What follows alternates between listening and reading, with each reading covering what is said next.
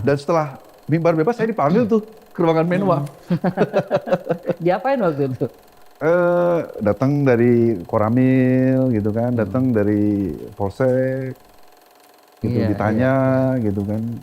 Ya diintimidasi lah iya, gitu kan. iya. Oh, menurutmu paling serem lah dulu. Mati Bung, Oke.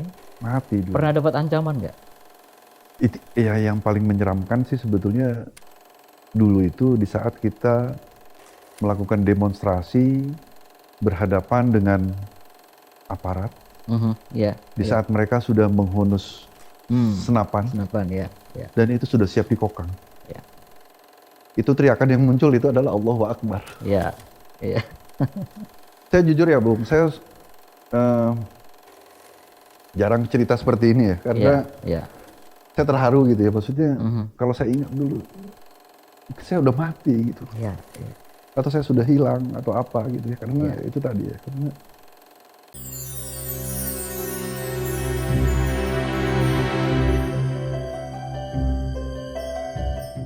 Ya, kita ada di program Menolak Lupa, satu program yang dimaksudkan untuk kita bisa mengingat kembali bagaimana situasi pada saat perjuangan para aktivis mahasiswa dan semua elemen masyarakat dalam mewujudkan reformasi, pemerintahan yang lebih demokratis, suasana yang lebih nyaman bagi setiap sektor di masyarakat.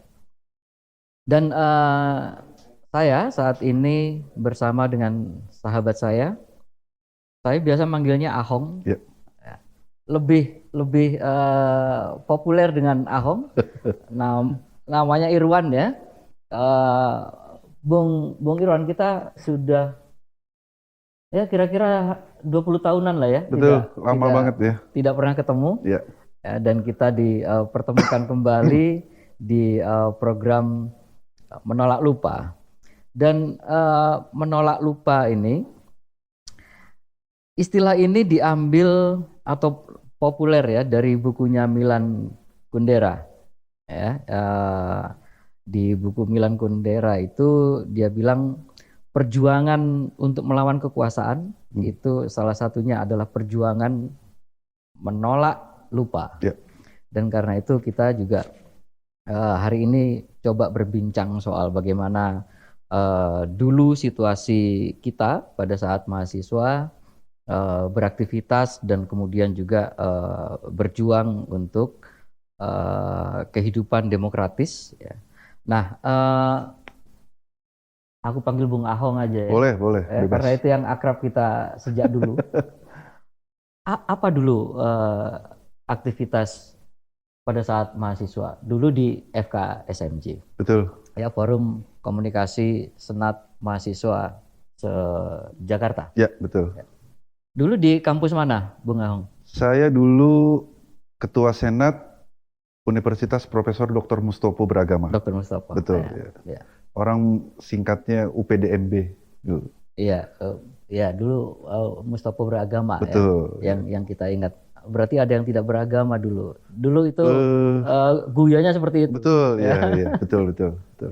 Dulu pada saat Ketua Senat itu tahun berapa ya? Saya dulu 2 periode, 97, 98. Hmm. Terus karena situasi pergolakan politik masih rame, Ya. diperpanjang 1 tahun. Oke. Jadi 98, 99. Akhirnya 99. wisuda saya terbengkalai waktu Molor itu. juga, ya. Molor juga waktu itu ya. Ya. Kemarin kita berbincang juga dengan kawan kita dari Surabaya ya, Muhaji, Jimuha ya. Dia bilang bukan cuma kuliahnya yang molor, bahkan nikahnya juga molor. Oh, betul. Ya. Jadi banyak yang molor karena kita dulu mendedikasikan waktu dan hidup kita untuk beraktivitas sebagai aktivis mahasiswa. Nah, situasinya dulu seperti apa sih waktu kita sama-sama beraktivitas dulu? Dulu Saya sebetulnya sebelum eh, gerakan 98 ini pecah, waktu sebelum kampus Trisakti terjadi penembakan, Iya, iya, sebetulnya di FKSMJ saat itu kita sudah intens melakukan eh, kritik-kritik terhadap lembaga pemerintah iya, waktu itu. iya. Saya ingat dulu demo pertama itu di Kedutaan Besar Malaysia, terus lanjut di Kejaksaan Agung waktu itu. Mhm, Kalau tidak salah di Tansil waktu itu. mhm. Eh, Situasinya ya dibandingkan dengan teman-teman adik-adik kita sekarang mungkin jauh Iya, berbeda ya, iya, Bung Jojo ya. iya. Sangat Eh, jauh berbeda. Jauh berbeda. Iya. Dulu kita kalau mau rapat-rapat demo itu nggak semudah kayak teman-teman adik-adik kita sekarang, Mhm, gitu mhm, kan? mhm. Itu tiap sebelum rapat itu kita harus kucing-kucingan, mencari tempat yang aman, Iya, gitu kan? iya.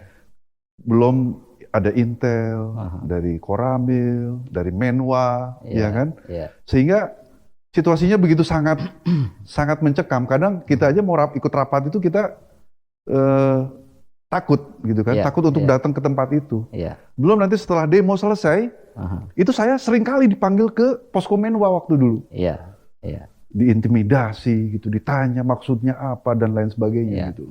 Mhm. Kalau teman-teman sekarang, adik-adik sekarang ini mungkin lebih jauh lebih aman lah ya. Iya. Karena saya juga kebetulan anak saya yang sekarang ini aktif di BEM gitu kan. Dia mau Di BEM mana sekarang dia? ada di salah satu kampus swasta di Jakarta juga Oke, gitu loh. oke. Dia melakukan demo-demo juga, Aha. tapi situasi sangat jauh berbeda lah gitu loh. Iya, Kalau dulu kan eh, kita itu dikejar ketakutan waktu itu. iya, iya. Takut ditangkap, takut Jangankan itu. rapat, cuma untuk diskusi politik saja Betul, susah sekali dulu. betul, Mhm. betul, betul itu gitu loh. Dan sekarang ini kan adik-adik ini lebih lebih relatif lebih bebas ya, Iya, lebih iya, bebas. Demo juga cukup dengan pemberitahuan. iya, Kalau dulu kan demo nggak ada pemberitahuan, demo aja, iya, gitu kan. iya, Setelah demo selesai kita dikandangin, iya. gitu loh. Itu salah satu yang berbeda lah. Itu gitu. situasi yang kita hadapi Betul, dulu. betul. Ya, ya. Nah, eh, sempat sharing nggak ke anak bagaimana situasi yang dulu, kemudian Oh dibandingkan ya, dengan ya. sekarang? Eh, saya mencoba memberikan pemahaman-pemahaman ya kepada anak, gitu loh, Iya, bahwa situasi dulu dengan sekarang ini jauh lebih enak zaman sekarang. mhm. Dari segi kita berdemokrasi, Ya, gitu ya, kan. Dimana anak saya sekarang lebih bebas berekspresi, mhm, mengungkapkan pendapat, gitu ya, kan. Jangankan terhadap kebijakan-kebijakan pemerintah gitu loh. mhm.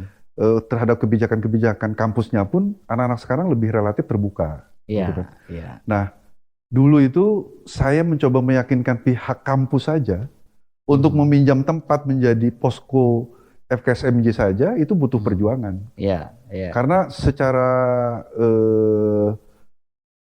pihak kampus itu takut. ya. Rektorat juga Rektorat takut. takut Iya, waktu itu iya, kan gitu loh.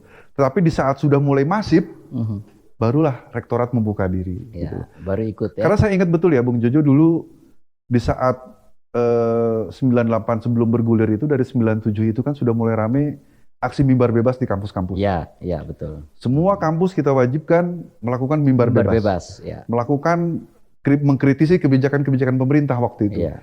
Kalau nggak salah waktu itu soal supremasi hukum, Mhm. KKN, Ya, gitu kan. Dan waktu itu soal sembako murah.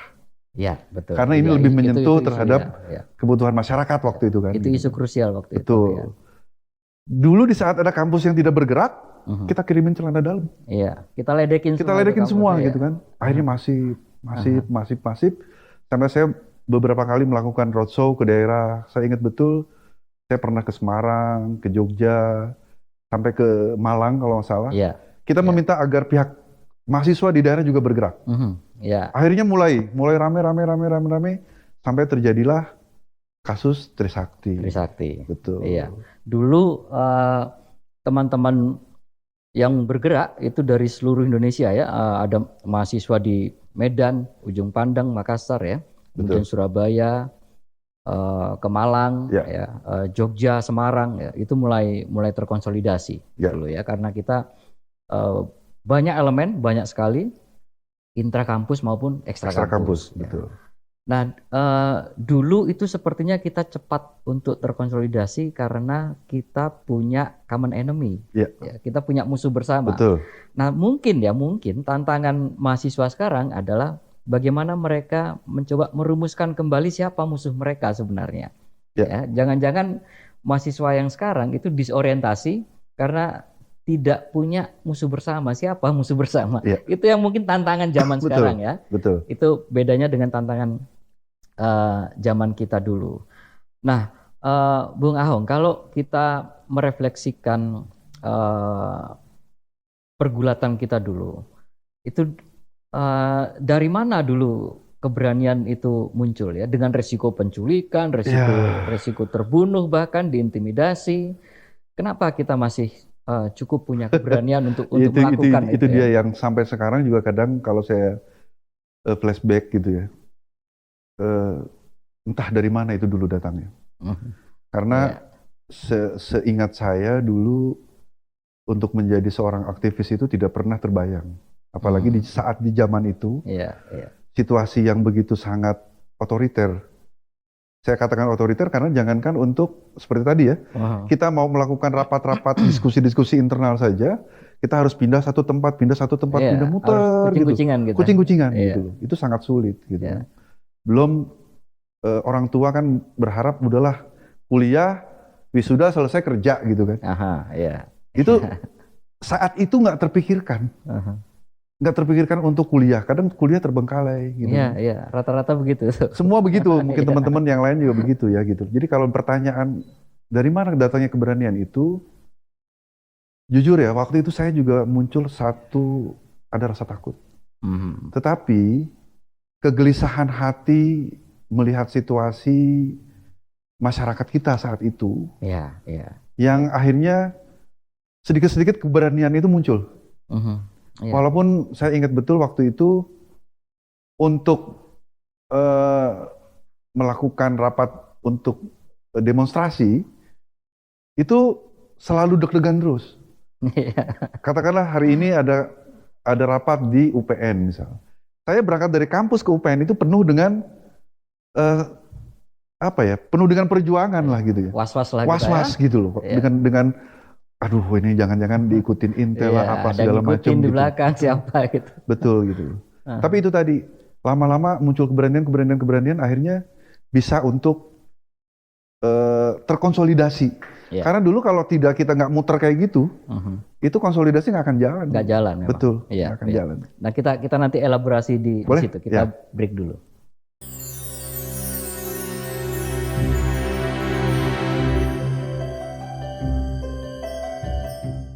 Ya, kita kembali di obrolan menolak lupa.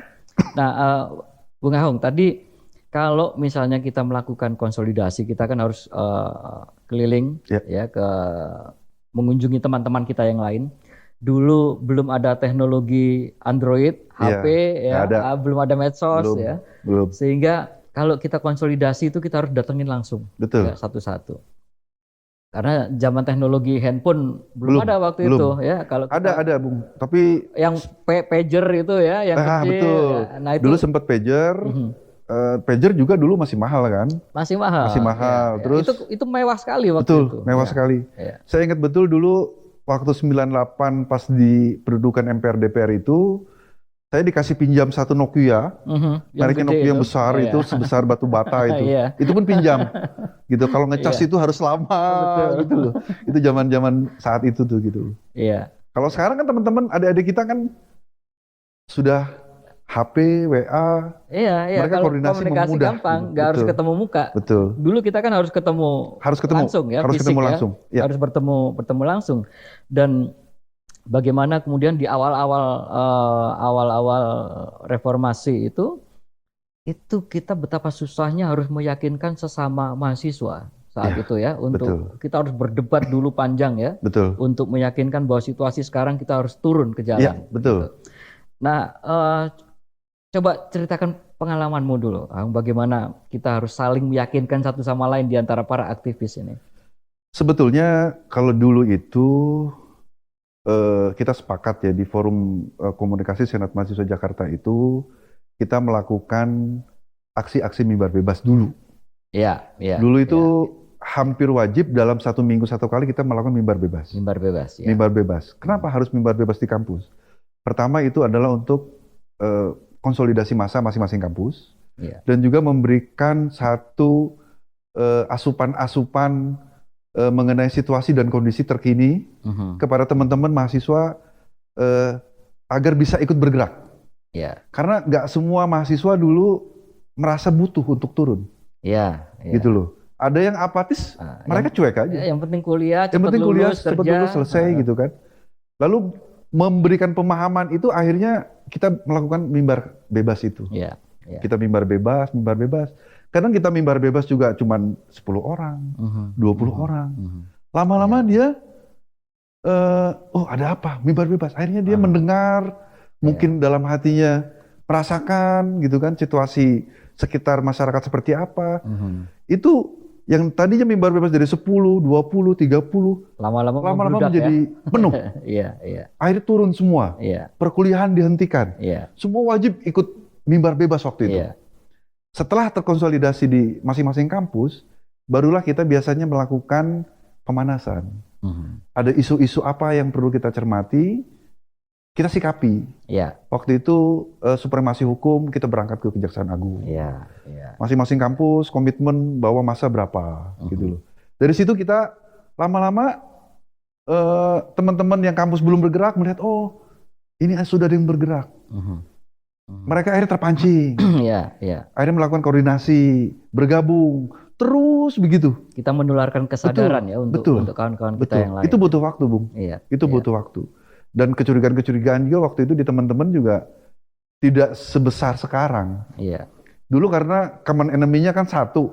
Betul. Jadi fokus ke situ, Iya. gitu. Iya. Nah, kalau saya lihat teman-teman sekarang kan ini adik-adik kita sekarang terlalu terkooptasi dengan kepentingan-kepentingan kelompok-kelompok tertentu lah ya. Iya, Jadi iya. kadang kecurigaan-kecurigaan itu masih terus muncul gitu. Iya. Itu yang menyulitkan situasi sekarang dengan zaman dulu berbeda. Iya. Gitu. Ya, dulu itu kalau kita keliling ke kampus-kampus ya, berusaha meyakinkan teman-teman kita dari kampus-kampus yang lain untuk juga turun ikut bergerak, itu butuh waktu, Betul. butuh energi, Iya, ya betul. itu sangat-sangat berat Iya. ya, karena kita harus berhadapan langsung, kita harus berdebat. Iya. Nah sekarang kan semua literasi yang kita butuhkan itu ada di genggaman tangan. Iya. Artinya lebih mudah. mudah sebenarnya. Betul. Kan?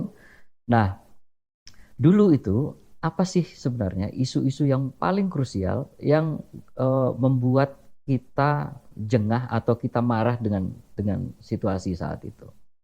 Dulu isu yang paling hot itu adalah turunkan harga BBM. Oke, BBM. BBM. Itu awal-awal reformasi ya. Ya. Itu awal-awal reformasi. Lalu bergulir terus itu masuk ke soal KKN. KKN. KKN. Ya. Setelah harga BBM, KKN, supremasi hukum. Ya. Itulah yang menjadi cita-cita reformasi 98 dulu. Betul. Gitu. Ya. Itu turunannya banyak, soal keadilan, ya kan? Ya. Terus soal pemerataan pembangunan dan lain-lain sebagainya. Ya. Gitu. Kalau teman-teman PRD dulu yang saya masih ingat tuh yang isu yang satu hal yang paling ditolak itu cabut undang-undang politik waktu itu ya. Betul. Ya. Lalu pengerucutannya adalah satu, turunkan Soeharto waktu itu. Ya. Akhirnya Gitu. ketemu titiknya Ketemu di situ. titiknya di situ, Ya. gitu loh. Turunkan Soeharto, gitu loh. Dan kalau boleh saya mengklaim dulu, yang pertama untuk mengguling, sebetulnya gini, turunkan Soeharto itu sudah muncul di aksi-aksi mimbar bebas itu, gitu loh. Tapi itu masih secara parsial, sporadis lah ya. sporadis, gitu loh. Hanya kampus-kampus tertentu yang berani di mimbar bebas itu meneriakan turunkan Soeharto, itu masih belum jadi isu bersama, jadi isu bersama, gitu loh. Dan setelah mimbar bebas saya dipanggil tuh ke ruangan Menwa. Diapain waktu itu? Datang dari Koramil gitu kan, datang dari Polsek gitu, ditanya gitu kan, ya diintimidasi lah gitu kan, diintimidasi, ditanya-tanya macam-macam, itu selalu dulu, selalu. Setelah mimbar bebas, setelah demo di mana itu pasti saya dipanggil ke Menwa, karena dulu kan walaupun toh akhirnya setelah masif Aha. barulah semua ikut termasuk Semua Menwa ikut. Ya, gitu. ya, ya. Itu pun mungkin Menwa hanya belakangan biasanya belakangan. dulu ya. Mungkin setelah sekedar ikut-ikutan atau apa Aha, saya nggak tahu. aha. Karena dulu ya nggak ikut demo dari awal pun akhirnya toh jadi ikut, walaupun sekedar foto-foto gitu kan, sekedar ikut-ikutan demo. Yang penting mereka turun semua ke jalan waktu itu Aha, gitu. aha. Ya itu yang pengalaman kita yang menarik memang bagaimana terus kemudian kita menghadapi teman-teman kita sendiri, misalnya teman-teman kita yang di Menwa ya, Betul, yang kemudian belakangan baru ikut betul, bersama dengan betul, kita di arak-arakan aksi waktu betul. itu.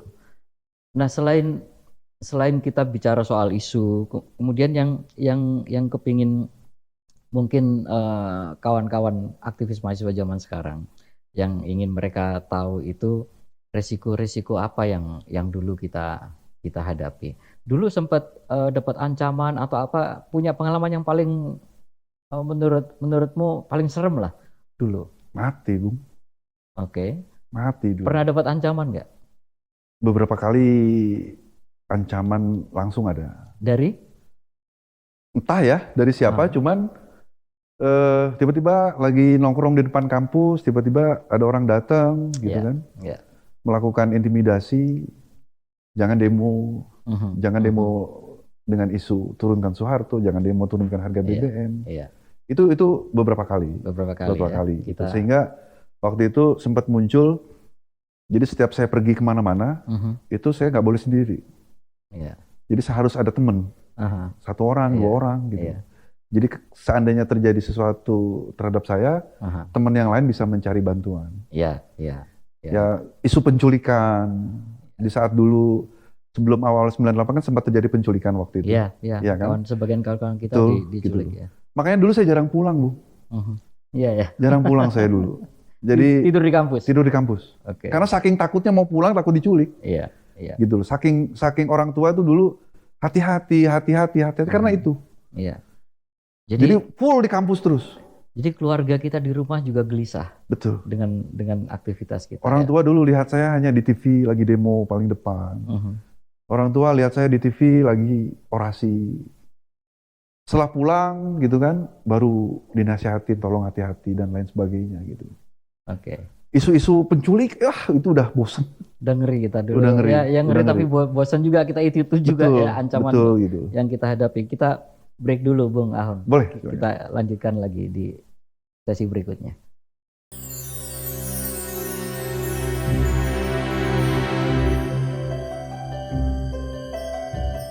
Oke, kita lanjut lagi di segmen 3 di menolak lupa.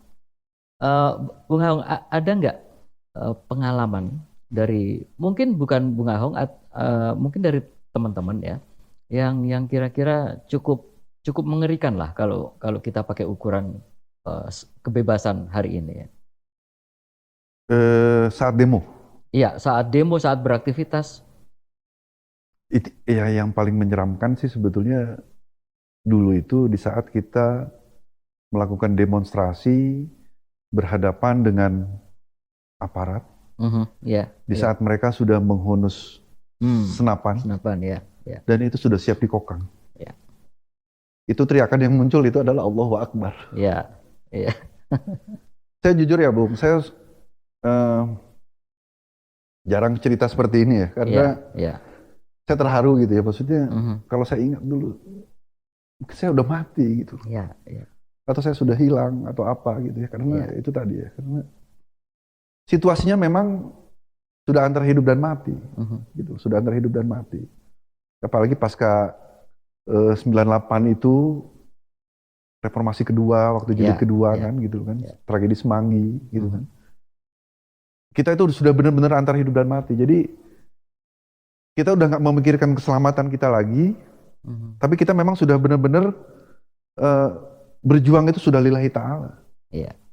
Nah, tetapi saat reformasi Semanggi 1, Semanggi 2, di saat sudah muncul banyak kepentingan, banyak klaim-klaim dari pihak-pihak tertentu, akhirnya teman-teman FKSMJ menyepakati untuk melakukan cooling down waktu itu. Iya. Karena kita menghindari adanya kepentingan-kepentingan yang akan mengambil kesempatan. Iya, banyak yang nyusup Betul, kepentingan betul, di luar agenda kita ya betul, sebagai betul. aktivis mahasiswa. Nah, eh, keharuan seperti apa sih sebenarnya, Hong, yang membuatmu begitu Iya, merasa apa ya sangat mendalam gitu memori soal itu?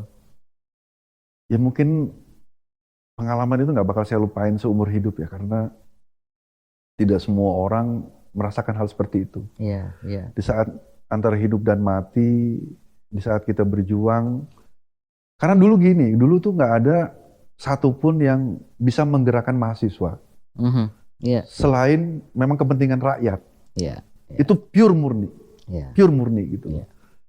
Munculnya isu-isu kepentingan, oh ini sudah di gerakan si A, gerakan si B, Mhm, itu mhm. pasca reformasi gitu. Iya. Tapi 98 itu pure murni, Itu baru muncul pasca reformasi. pasca reformasi Iya, gitu. Jadi 98 itu memang pure murni gerakan mahasiswa untuk membela kepentingan masyarakat, kepentingan Mhm. rakyat. Mhm. Dan dengan satu tujuan, menurunkan Soeharto Iya, gitu loh. iya. Jadi saya mungkin teman-teman yang lain yang akan merasakan hal yang sama saya rasa gitu kan. Karena saya hanya bagian dari segelintir teman-teman juga yang ikut saat itu aksi demonstrasi. Mhm.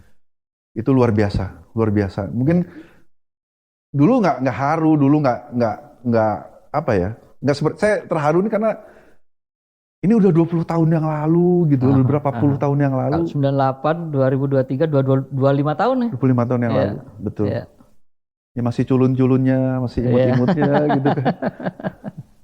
Nah, aku dulu pernah ditanya begini, Om, sama beberapa temen ya.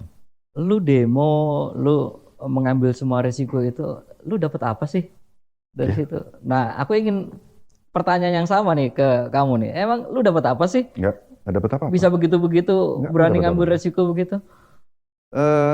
Saya sekarang main di politik juga nggak. Mhm. Saat itu apalagi boleh saya katakan zaman susah ya. Iya. Zaman susah gitu loh. Saya ingat betul dulu kalau makan di kampus itu warteg 5.000 kalau nggak salah. Mhm. 5.000 itu sudah sama pakai telur dadar, sayur asem, Aha, paket komplit lah itu ya, udah udah 5.000. paket komplit gitu. Kalau saya dulu dapat sesuatu, Iya. saya mungkin nggak makan di warteg dulu, Mhm. tapi sudah makan di tempat-tempat yang lebih elit Iya. gitu loh. Iya. Karena apa? Dulu karena saya merasa susah gitu ya, Mhm. nggak dapat apapun dari hasil dari demo-demo itu gitu kan. Saya kalau mau makan itu saya dulu nunggu temen yang udah kerja, Bung. Oh. Jadi Iya, iya, saya dulu iya, kuliah iya. malam gitu Aha. kan. Jadi kalau saya mau makan malam itu, saya nungguin dulu temen yang sudah kerja, yang kuliah malam satu kelas, Iya. untuk saya minta, ajak saya makan dong. Aha. Itu sampai segitunya dulu, gitu. Sampai segitunya, karena saya memang nggak punya uang. Iya, iya. Dulu tuh dana dari kampus itu keluar di saat aksi massa sudah mulai masif, Mhm. baru pihak rektorat ikut membantu, mensupport Iya. untuk bis, untuk aqua, untuk makan gitu. Aha. Awal-awal reformasi itu kan nggak ada.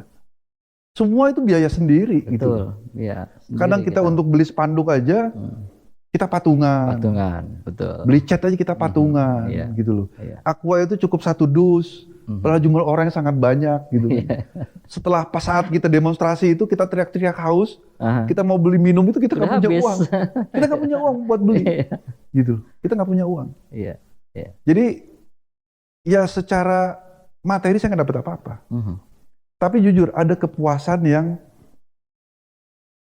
apa ya, yang tidak bisa saya ungkapkan dengan kata-kata Mhm. di saat anak-anak saya sekarang bisa bebas. Sudah menikmati apa yang Sudah kau menikmati, perjuangkan dulu betul. ya.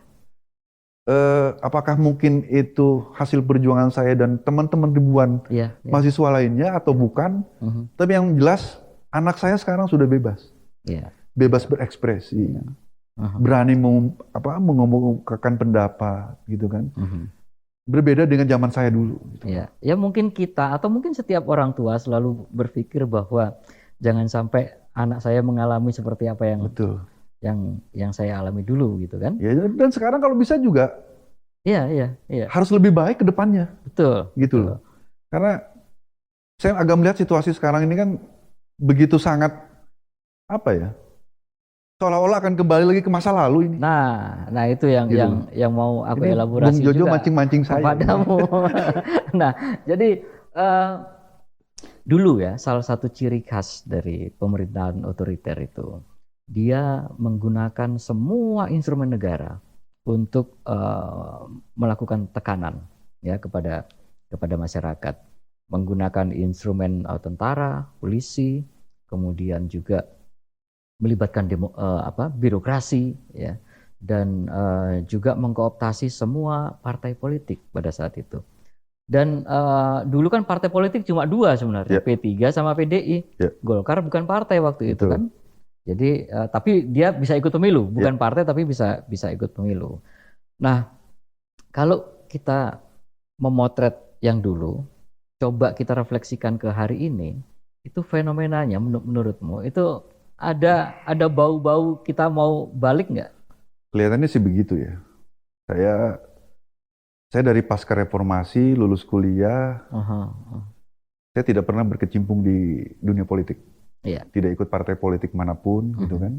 Saya fokus bekerja, mencari nafkah untuk keluarga. Saya hanya mengamati untuk diri sendiri, tidak untuk orang lain, tapi hanya paling untuk diskusi dengan keluarga, dengan anak, gitu kan. Tapi di saat sekarang melihat situasi dan fenomena sekarang ini, kok kayaknya Orde Baru jilid keberapa ini yang bakal muncul lagi gitu loh.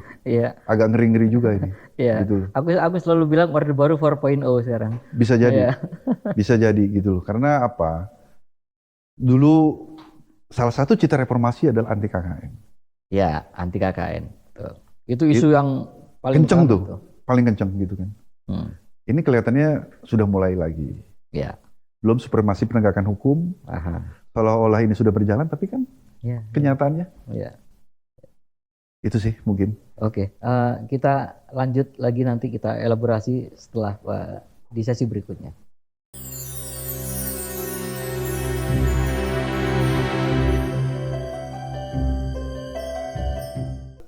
Oke, kita lanjut di obrolan kita menolak lupa. Nah, Ahom, tadi kita sudah mulai masuk ke menilai situasi hari ini. Nah, hari ini itu kan kita free ya, freedom of speech ya, bahwa kebebasan berbicara, kebebasan mengungkap pendapat itu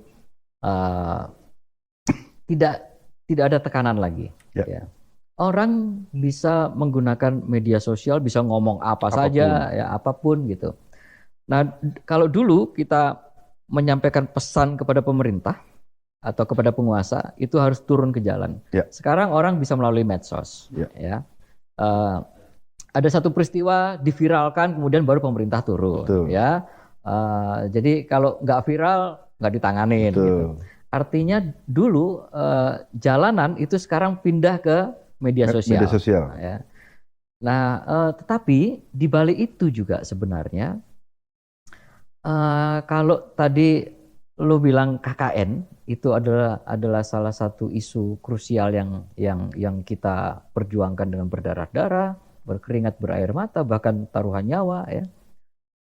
Sekarang fenomena KKN kayaknya muncul-muncul, tetapi juga masyarakat kayaknya tidak begitu sensitif untuk melihat bahwa itu bisa menjadi akar persoalan. Nah itu yang kadang saya juga agak bingung ya. Kenapa sensitivitas masyarakat sekarang melihat kondisi KKN ini seolah-olah abai? Iya. Gitu loh. Apakah karena kayak ada permisif pembiaran? Betul. Gitu ya? Apakah karena terlalu mengidolakan sosok tertentu itukah yang akhirnya membutakan masyarakat? Iya. Seolah-olah praktek KKN yang dijalankan oleh yang mereka idolakan itu dilupakan. Padahal ini jujur ya, Bung Jojo ya. Ini bahaya loh. Iya. Ini bahaya loh. Menyimpan potensi bom waktu. Betul. Apalagi proses yang terjadi terakhir ini, saya rasa saya boleh katakan ini proses yang sengaja diciptakan, gitu loh. Proses yang dirancang, proses yang direncanakan begitu matang, gitu loh, untuk memuluskan praktek KKN tadi. Ya, ya, Ini bahaya. ya. Sudah disetting sedemikian rupa Betul. sehingga KKN itu bisa berjalan dan masyarakat tidak mengkritisi Iya.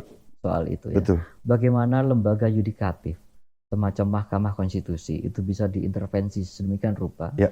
sehingga menghasilkan satu keputusan yang bisa memuluskan keluarga. Ya. Makanya kemudian viral menjadi Mahkamah Keluarga Ya. ya. Dan itu tapi fine-fine aja gitu loh. Ya. Fine-fine aja. Artinya tidak ada satu sensitivitas dari publik atau masyarakat yang merasa terbebani dengan situasi yang seperti itu ya. Ya. Jadi situasi permisif itu karena dilakukan di situasi yang demokratis ya, di Seolah-olah. situasi yang demokratis itu dilakukan, orang masih tetap bebas ya berpendapat, ini KKN, ini Mahkamah Keluarga free gitu ya. Tetapi praktek itu sendiri tetap aja jalan Betul. gitu ya. Betul.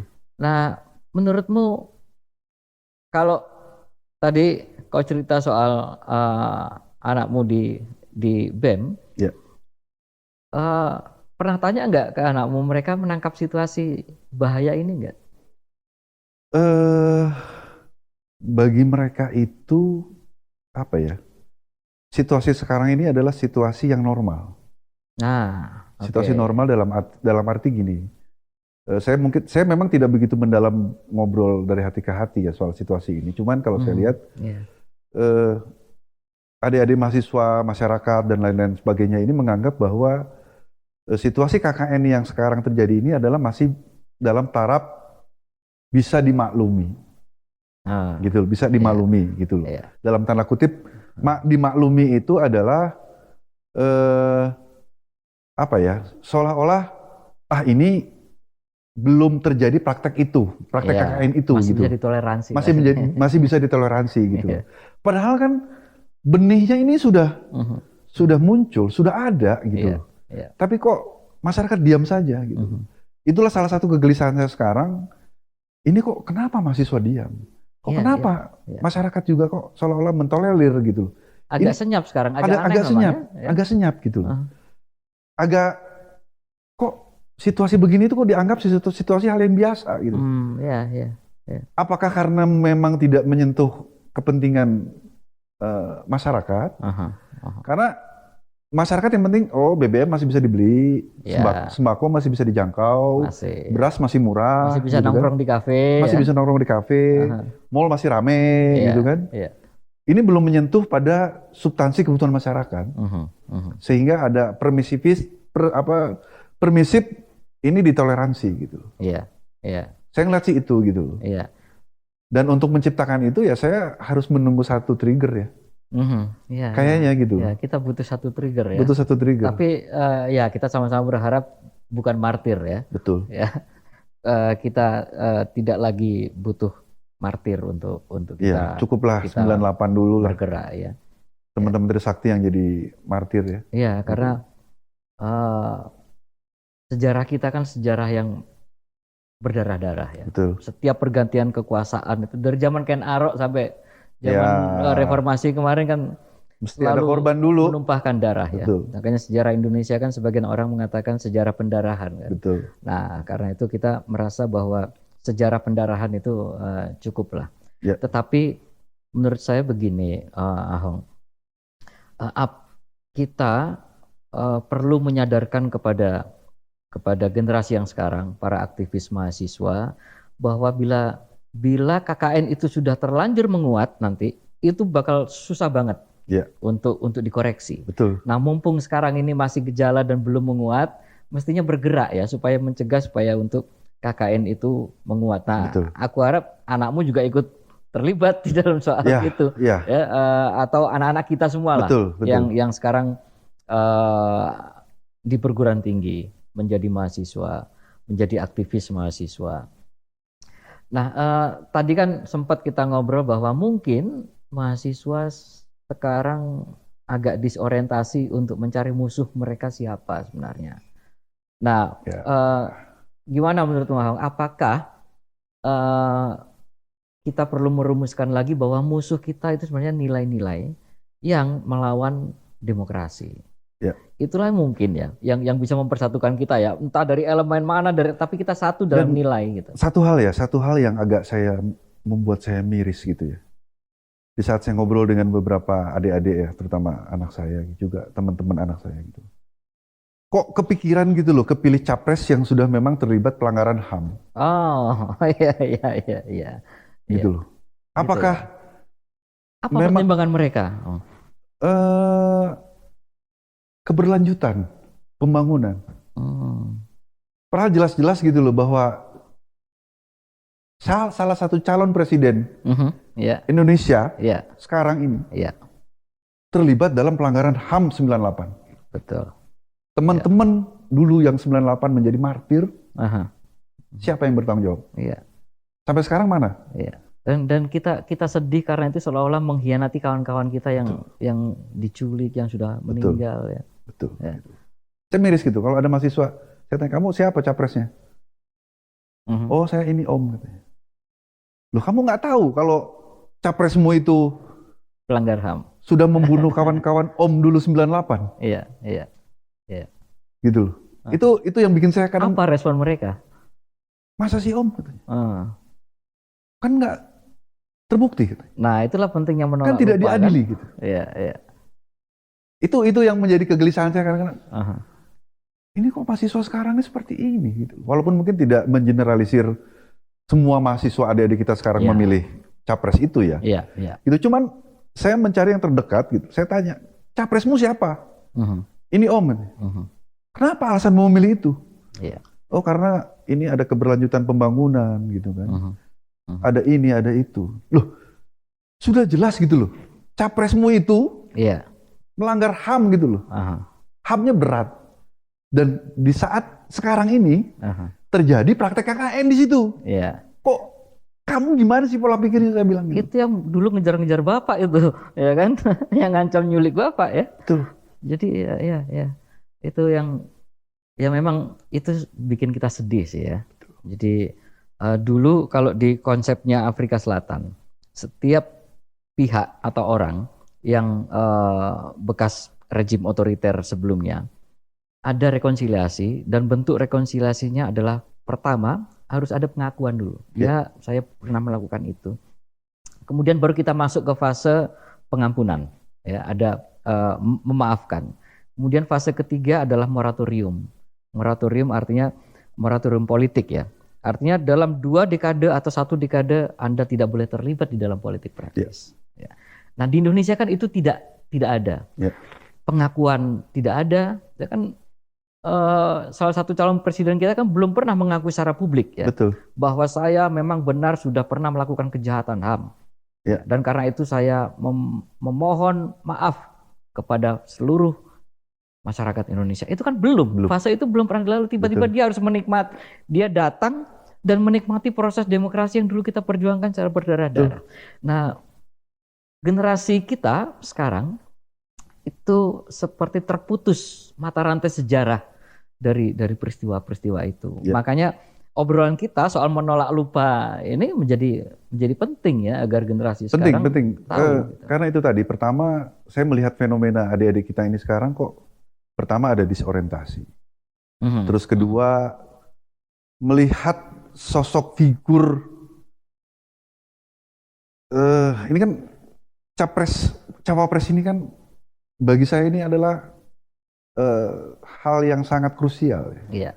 Bagaimana keberlanjutan masa depan anak cucu saya, cucu kita, semua gitu kan, akan seperti apa? Gitu.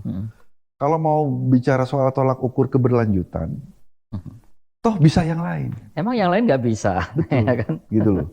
Tapi tidak dengan harus memilih orang yang cacat secara hukum, gitu kan? Sudah terjadi praktek KKN di situ, gitu kan? Bo yang melek gitu loh. Ini harus diingatkan gitu loh, bahwa capresmu ini bermasalah loh. Gitu. Saya ingat betul dulu 98 itu, saya mungkin cerita sedikit ya, saya nggak tahu ya, ini boleh apa enggak ya? Itu ada bebas aja. Ada salah satu menterinya Pak Jokowi Aha, yang pernah sekarang mungkin masih belum keluar ya aha, ditangkap KPK. iya. Mhm. Itu dulu makan tidur bareng Iya, iya, iya. Kawan kita juga. kawan Iya. kita gitu ya. Dan saya tahu betul siapa yang selama itu dia eh, membiayai, Mhm, mhm. membiayai hidupnya, Iya, membiayai sekolahnya, iya, membiayai keluarganya dia. iya. Nggak kerja loh bos, gitu loh. Dia Oke. hanya aktif di satu perguruan pencak silat, gitu Aha, kan. iya, Diberikan satu tempat rumah besar, iya. dan itu adalah jebolan dari salah satu akademi, gitu kan. Aha. Ditampung di situ oleh Difasilitasi di situ. polisi Aha, situ, masih latihan nembak, padahal iya. sipil loh, gitu loh. Terus dia setelah reformasi dia masuk anggota DPR, Mhm. lalu jadi menteri, Menteri gitu ya. kan, Iya. ketangkep korupsi, gitu Aha, kan. iya. Sekarang masih ditahan, saya nggak tahu udah keluar apa belum, gitu kan. Belum kayaknya. Belum ya, Belum. saya tahu betul itu. Mhm. Sipil dipersenjatai untuk menembak, saya Iya. tahu betul karena dulu kita makan tidur di situ. Mhm. Kalau saya tanya mau kemana, latihan nembak dulu. Iya. Ngeri itu. Dan setelah sejak itu saya tahu dia mulai latihan menembak, karena dulu kan sempat muncul tim mawar gitu kan. Iya, iya, iya. Apa jangan-jangan kawanku ini? Aha, aha. Ngeri bos. Iya, iya, dulu situasinya kita harus mengidentifikasi siapa kawan-kawan kita Betul. kan, karena banyak yang nyusup di Betul. situ ya, yang Betul. menjadi mata-mata, menjadi intel, Iya. semacam itu ya. Betul. Oke, kita lanjut di sesi berikutnya, Om. Kita break dulu. Ya.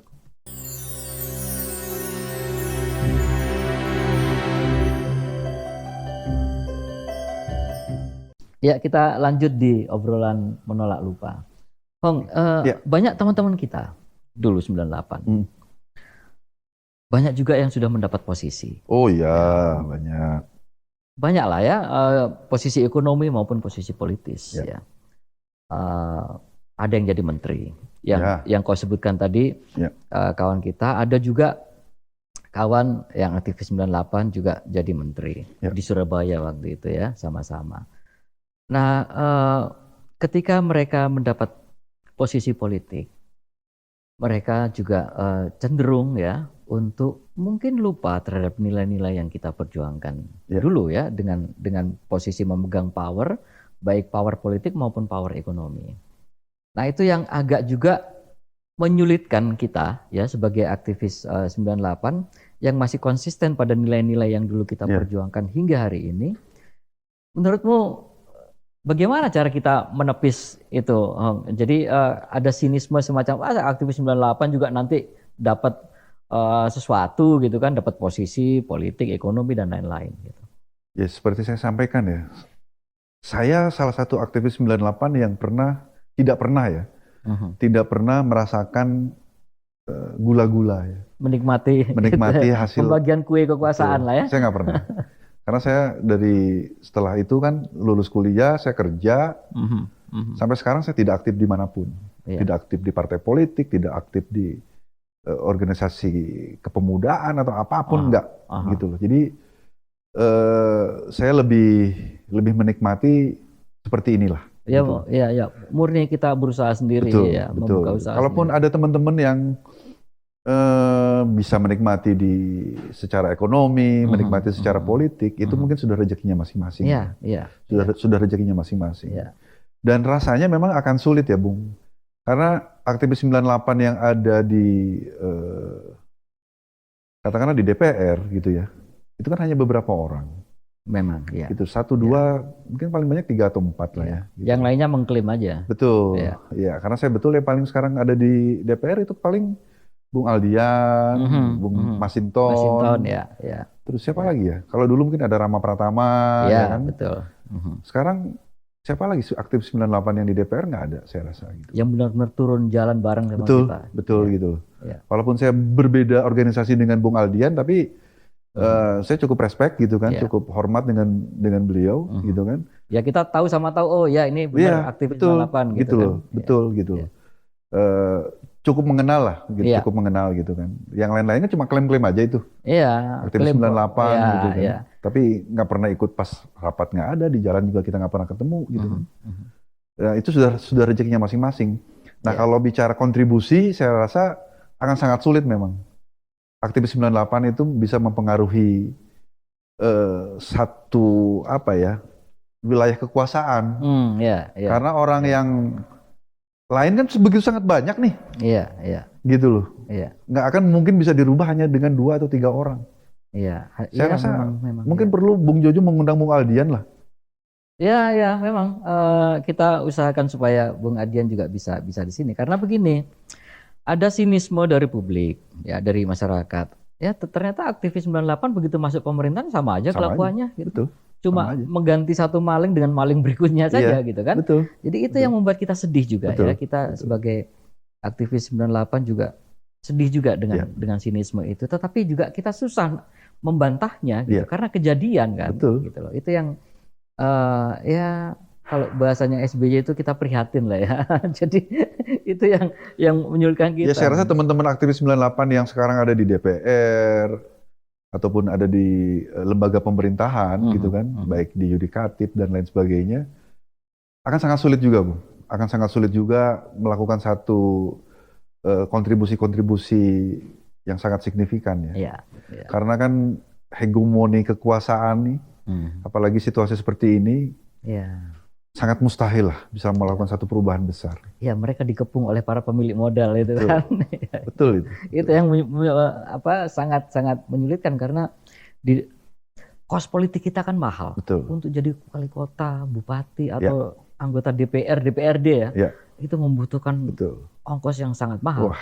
Dan aktivis nggak punya itu. Aktivis nggak punya itu itu. kelemahannya. Makanya kan? salah satu kenapa saya dulu tidak mau aktif di partai politik. Hmm, Karena nggak punya Iya. apa-apa. iya, Walaupun pernah waktu itu sempat diajak untuk bergabung ke salah satu partai politik. Mhm. Udah minder duluan, Bung. iya, iya. Yang lain datang pakai Velfire, pakai Iya. CRV. Kita nggak punya kapital. Kita naik motor, Bung. Oke, Nggak iya, dilihat iya. kita gitu. Iya, iya.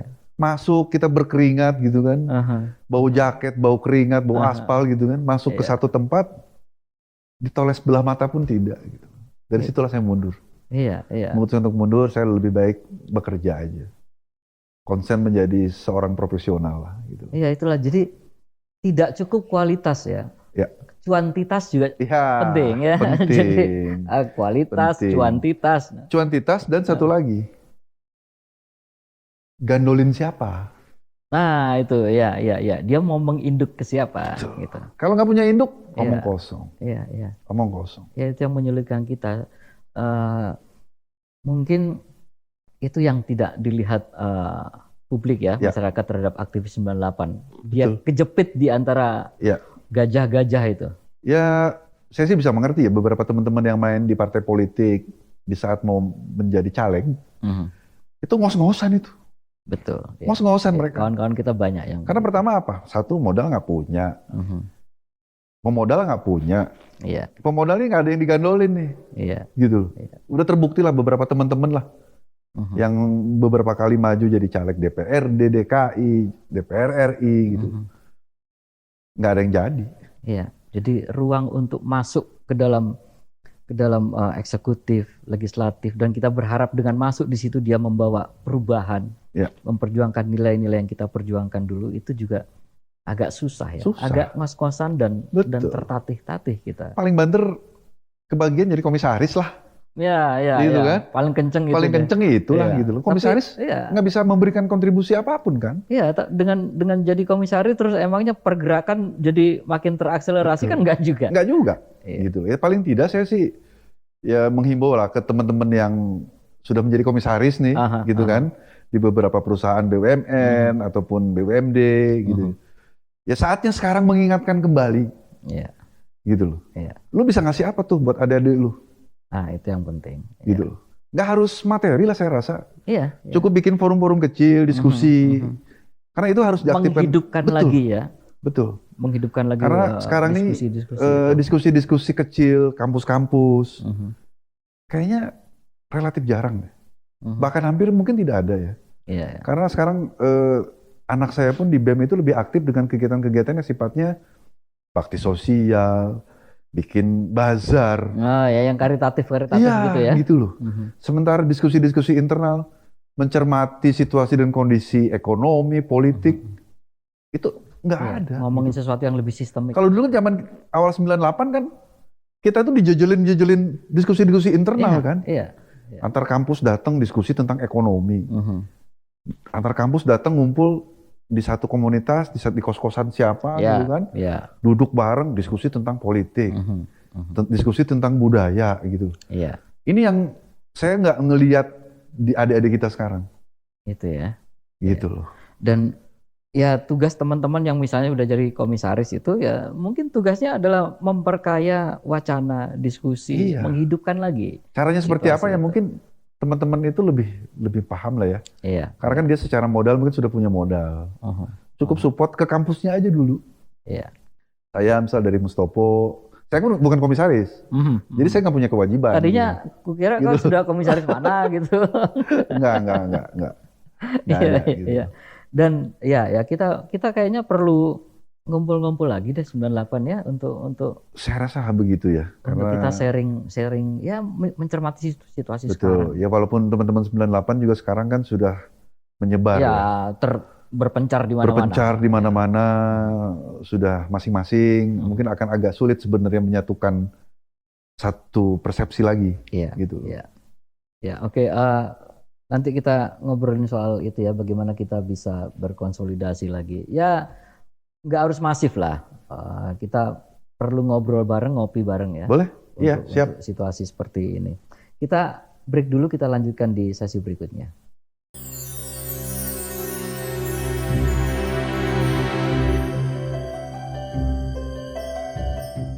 Ya, kita lanjut di obrolan menolak lupa.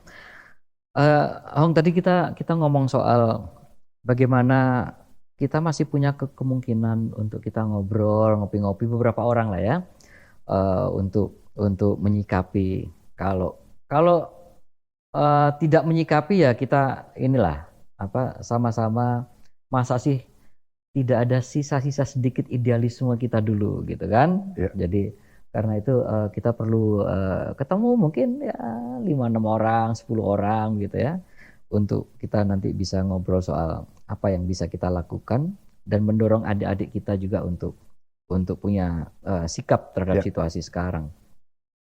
Nah, ya aktivis 98 itu kayaknya masih laku dijual gitu, dengan mengklaim bahwa dia aktor 98, maka itu yang laku ya nggak laku ya nggak laku. Ya, ada yang mengklaim begitu supaya dia bisa wah ternyata masih laku juga nih 98. Seolah-olah begini, orang-orang atau aktor-aktor aktivis 98 itu meminta kompensasi sejarah. Ya, karena dulu gue udah berdarah-darah berkeringat, gue layak dong dapat kompensasi gitu, kompensasi sejarah seperti itu. Nah, tetapi juga sebagian ya tidak semua, masih lebih banyak aktivis 98 seperti dirimu, seperti kita yang tidak berpretensi untuk meminta kompensasi sejarah apapun ya. Karena dulu kita melakukannya dengan tulus, nggak menuntut apa-apa gitu. Nah, aku ingin kau sharing dulu lah untuk generasi anak-anak kita ya. Bagaimana mereka, harapan kita apa untuk para aktivis yang sekarang ini? Ya saya tahu ya bahwa banyak teman-teman 98 yang sekarang sudah di mana-mana ya. Iya, iya. Ada yang sudah di kanan, ada yang sudah di kiri, ada yang sudah di tengah gitu kan. Kanan mentok sampai kiri mentok ada tuh. Ada itu ya semua gitu loh. Saya menghormati pilihan masing-masing. Iya. Apakah itu karena kebutuhan perut, gitu kan, kebutuhan pragmatis, ataupun ada kepentingan-kepentingan lain, ya itu monggo ya, itu masing-masing gitu. Tapi ya itu tadi, di saat ada teman-teman yang 98 yang melupakan orang-orang yang dulu gitu loh, pernah menjadi musuh kita. Ya. Tapi sekarang ada di pihak mereka. Berkompromi dengan mereka gitu. Itu balik lagi. Masa iya sih nggak punya sedikit secuil aja. Sisa-sisa idealisme kita dulu ya. Gitu loh. Iya. Apakah kebutuhan pragmatis itu begitu besar sehingga harus mengkhianati cita-cita kita dulu? Gitu. Kemana idealismemu dulu itu, Mak? Iya, iya. Kok hilang gitu loh. Tiba-tiba lenyap. Tiba-tiba Ya. lenyap. Tergerus oleh kebutuhan perut, Iya, iya, iya. bayar kontrakan, bayar Itulah. cicilan mobil Iya, mungkin iya. gitu kan. Jadi ya apa ya? Seharusnya memang mungkin perlu ada diskusi-diskusi lanjutan ya Ya, antara ya. karena jujur saya juga dengan teman-teman yang lain agak jarang-jarang juga ketemu. Ya, ya gitu. banyak yang lost kontak juga di antara kita. Betul. Paling ketemu itu kalau ada yang meninggal, pas takziah baru ketemu Ya, ya. gitu kan. Ya. Kalau nggak ada jarang, Bung. Kita Ya, ngumpul satu tempat, diskusi, ketawa-ketawa itu jarang. Ngopi-ngopi gitu jarang juga. Jarang juga karena terlalu banyak kecurigaan-kecurigaan. Nah, itulah. Oh, ini sekarang di sono, ini sekarang di situ gitu betul, kan. gitu. Ya. Sehingga cita-cita dulu itu, cita-cita reformasi yang sama-sama kita teriakan di jalan itu, lupa. Ya, apalagi di momen kontestasi politik sekarang ya. Ketika kita ngumpul udah dituding, lu dukung sana, lu dukung sini gitu. Saya sebenarnya agak ini ya, agak sedikit was-was dalam hari ini. Ini kan ada kontestasi politik Pilpres 2024. Ya. Gitu kan. Ya. Di saat kita mengumpulkan teman-teman, itu tendensinya sudah berubah.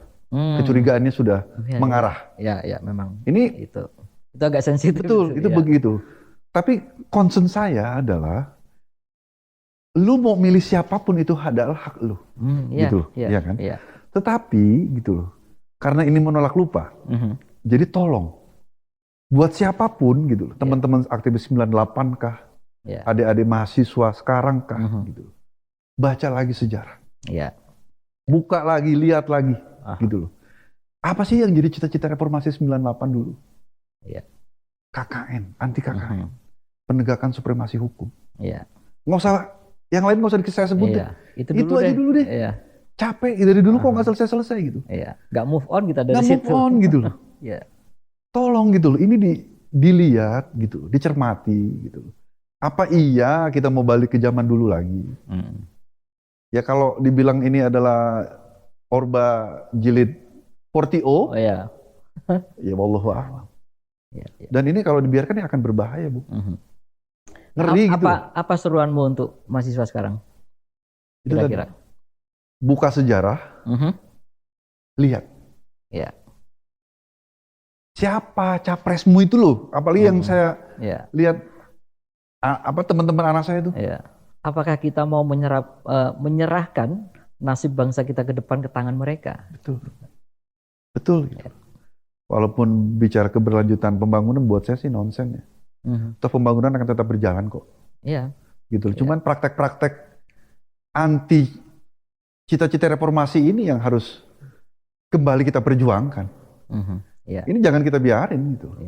Jangan kita biarkan gitu. Apakah kita rela kembali ke zaman dulu? Ya mungkin secara kebebasan berpendapat kita bebas. Iya. Tapi ingat loh, sekarang mulai intimidasi.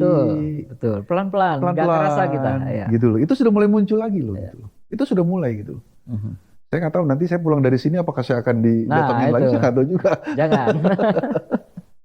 Oke, kita bisa. Thank you, Ahong. Terima kasih banyak. Sama-sama. Ya. Obrolan yang sangat inspiratif untuk kita semua.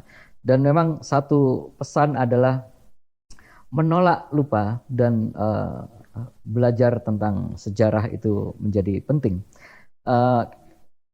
Mantan Presiden Amerika Kennedy pernah ngomong kalau anaknya mau masuk ke dalam politik, dia nggak akan kasih buku politik tapi buku sejarah.